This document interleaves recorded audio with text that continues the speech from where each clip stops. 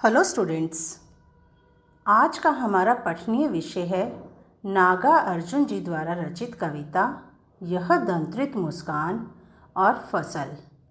कविता पढ़ने से पहले हम नागार्जुन जी के बारे में कुछ जानना चाहेंगे।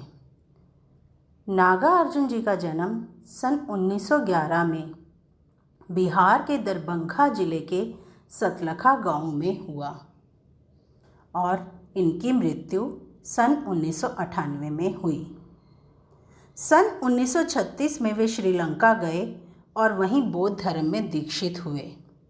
घुमक्कड़ी और अक्खड़ स्वभाव के धनी नागार्जुन ने अनेक बार संपूर्ण भारत की यात्रा की। इनकी प्रमुख काव्य कृतियाँ हैं युगधारा, सतरंगे पंखों वाली, हजार हजार बाहों वाली, तुमने कहा था, पुरानी जूतियों का कोरस, आखिर ऐसा क्या कह दिया मैंने, मैं मिलिट्री का बूढ़ा घोड़ा। नागार्जुन जी को अनेक पुरस्कारों से पुरस्कृत किया गया है, जैसे हिंदी अकादमी, दिल्ली का शिखर सम्मान, उत्तर प्रदेश का भारत भारती पुरस्कार एवं बिहार का राजेंद्र प्रसाद पुरस्कार। मैथिली भाषा में कविता के लिए उन्हें साहित्य अकादमी पुरस्कार भी प्रदान किया गया है। नागार्जुन जी को आधुनिक कबीर भी कहा जाता है। यह दंत्रित मुस्कान कविता वात्सल्य रस में रचित है। इस कविता में छोटे बच्चे की मनोहारी मुस्कान देखकर कवि के मन में अनेक भाव उमड़ते हैं। उन्हीं भावों को कविता में अनेक बिंबों के माध्यम से प्रकट किया गया है। कवि का मानना है कि इस सुंदरता में ही जीवन का संदेश है। इस सुंदरता की व्याप्ति ऐसी है कि कठोर से कठोर मन भी पिघल जाए। इस दंत्रित मुस्कान की मोहकता तब और बढ़ जाती है जब उसके साथ नजरों का बांकपन जुड़ जाता है। प्रस्तुत कविता में कवि ने एक ऐसे बच्चे का वर्णन किया है जिसके अभी अभी नन्हे नन्हे दांत निकले हैं। उसके नन्हे नन्हे दांतों की मुस्कान पर मोहित होकर कवि कहते हैं, तुम्हारी यह दंत्रित मुस्कान मृतक में भी डाल देगी जान। दंत्रित, नन्हे नन्हे उगते हुए दांतों वाली।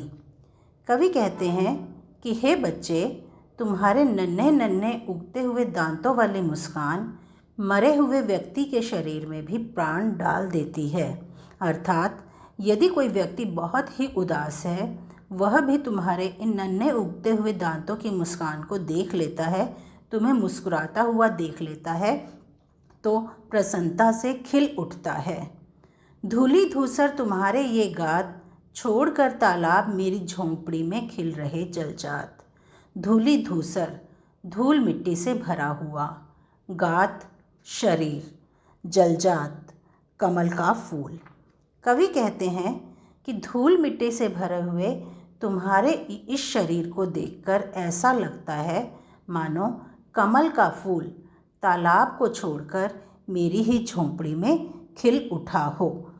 अर्थात धूल मिट्टी से भरे हुए तुम्हारे शरीर को देखकर मन कमल के समान खिल उठता है। परस पाकर तुम्हारा ही प्राण पिघल कर जल बन गया होगा कठिन पाषाण। परस स्पर्श, पाषाण पत्थर, कठिन कठोर। तुम्हारे प्राणों का स्पर्श पाकर तो कठोर पत्थर भी पिघलकर जल बन जाता है। अर्थात जो व्यक्ति कठोर हृदय होता है, तुम्हारी मुस्कान को देखकर वह भी पिघल जाता है। छू गया तुमसे कि झरने लग पड़े शेफालिका के फूल, बांस था कि बबूल। शेफालिका एक पौधे का नाम, बांस बबूल पेड़ का नाम जिस पर कि कभी भी फूल नहीं आते। कवि कहते हैं कि जब तुम बांस या बबूल से भी छू जाते हो तो उससे भी शेफालिका के सुंदर फूल झरने लगते हैं। अर्थात जिस घर में तुम्हारा वास होता है उस घर में सुख और समृद्धि का आगमन हो जाता है। तुम मुझे पाए नहीं पहचान, देखते ही रहोगे अनिमेष। अनिमेष लगातार। कवि अपनी ओर लगातार देखते हुए शिशु को देखकर कहते हैं कि तुम मुझे शायद पहचान नहीं पाए हो। देखते ही रहोगे अनिमेष, क्या तुम मुझे लगातार एकटक बिना पलक झपकाए ही देखते रहोगे?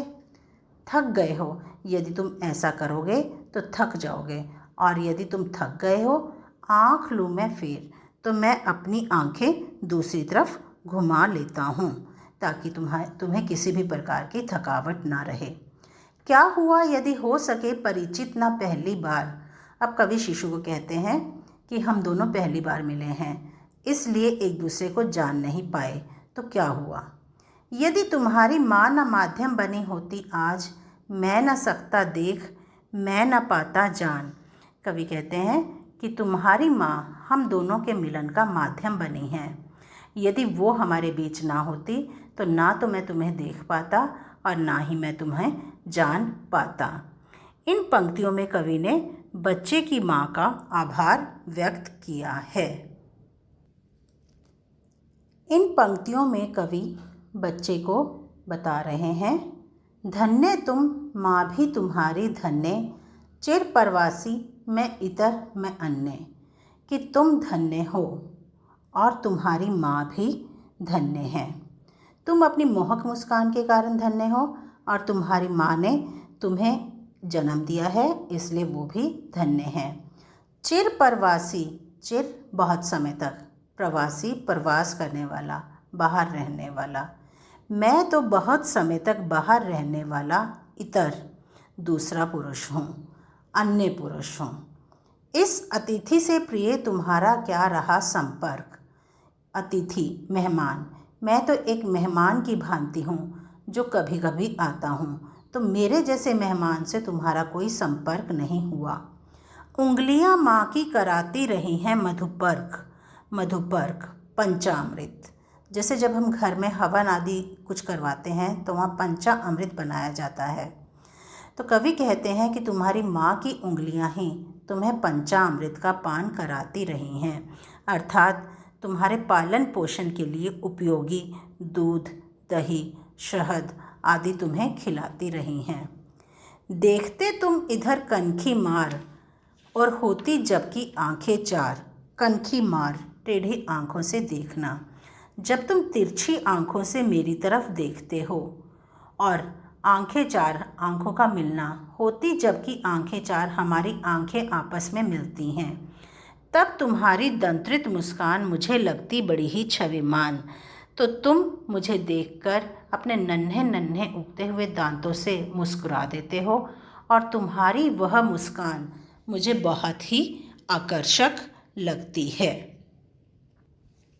प्रस्तुत कविता के कवि घुमक्कड़ी स्वभाव के होने के कारण बहुत समय के बाद अपने घर आते हैं।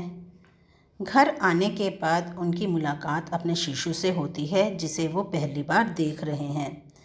अपने बच्चे की दंत्रित मुस्कान देखकर वो बहुत खुश हो जाते हैं और अपनी पत्नी के प्रति भी अपना आभार व्यक्त करते हैं कि उन्होंने अपने बच्चे का पालन पोषण बहुत प्रेम से किया है। इस कविता में खड़ी बोली का प्रयोग किया गया है, मुक्त छंद है, माधुर्य गुण और वात्सल्य रस का प्रयोग किया गया है, प्रश्नात्मक और चित्रात्मक शैली है। कविता फसल। फसल शब्द सुनते ही खेतों में लहलहाती फसल आंखों के सामने आ जाती है, परंतु फसल है क्या और उसे पैदा करने में किन किन तत्वों का योगदान होता है, इसे बताया है कवि नागार्जुन ने अपनी कविता फसल में। कविता में यह भी बताया गया है कि प्रकृति और मनुष्य के आपसी सहयोग से ही सृजन संभव है। बोलचाल की भाषा की गति और लय कविता को प्रभावशाली बनाती है। कहना न होगा कि यह कविता हमें उपभोक्ता संस्कृति के दौर में कृषि संस्कृति के निकट ले जाती है। फसल। एक के नहीं, दो के नहीं, ढेर सारी नदियों के पानी का जादू। एक के नहीं, दो के नहीं, लाख लाख कोटि कोटि हाथों के स्पर्श की गरिमा। एक की नहीं, दो की नहीं, हजार हजार खेतों की मिट्टी का गुणधर्म। फसलों की महिमा पर प्रकाश डालते हुए नागार्जुन जी कहते हैं कि ये जो खेतों में फसलें दिखाई दे रही हैं, फल फूल रही हैं, इनमें एक नहीं, दो नहीं, अनेक नदियों के पानी का जादू समाया हुआ है।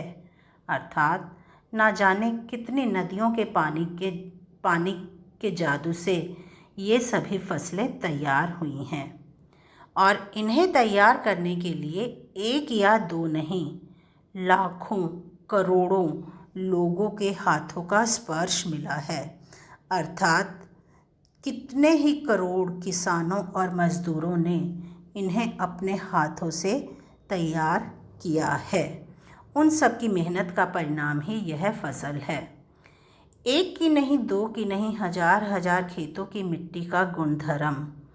और इन फसलों को तैयार करने के लिए एक या दो नहीं, हजारों खेतों की मिट्टी और स्वभाव इन फसलों में आ गया है। अर्थात उन खेतों की मिट्टी ने अपने गुण इस फसल को प्रदान किए हैं। इस प्रकार ये फसल पूरे देशवासियों की मेहनत का परिणाम है। फसल क्या है? अब कवि प्रश्न करते हैं कि फसल आखिर है क्या। इसका उत्तर देते हुए कवि कहते हैं, और तो कुछ नहीं है वह, नदियों के पानी का जादू है वह। कि ये फसलें और कुछ नहीं हैं बल्कि पानी के अमृत भरे प्रभाव से मिलकर पली बड़ी हैं। इनमें नदियों के पानी का ही प्रभाव है, हाथों के स्पर्श की महिमा है। ये देश के हजारों लाखों करोड़ों किसानों और मज़दूरों की मेहनत का परिणाम है। ये फसलें भूरी काली संदली मिट्टी का गुणधर्म है। भूरी, काली और संदली मिट्टी से उपजी हैं। अर्थात इनमें अलग अलग मिट्टी का गुण स्वभाव छिपा हुआ है। रूपांतर है सूरज की किरणों का, रूपांतर बदला हुआ रूप। ये फसलें सूरज की किरणों का बदला हुआ रूप हैं। अर्थात सूरज की किरणें ही इन्हें अपनी ऊष्मा देकर, गरमाई देकर इन्हें पलने बढ़ने में सहायता करती हैं। सिमटा हुआ संकोच है हवा की थिरकन का।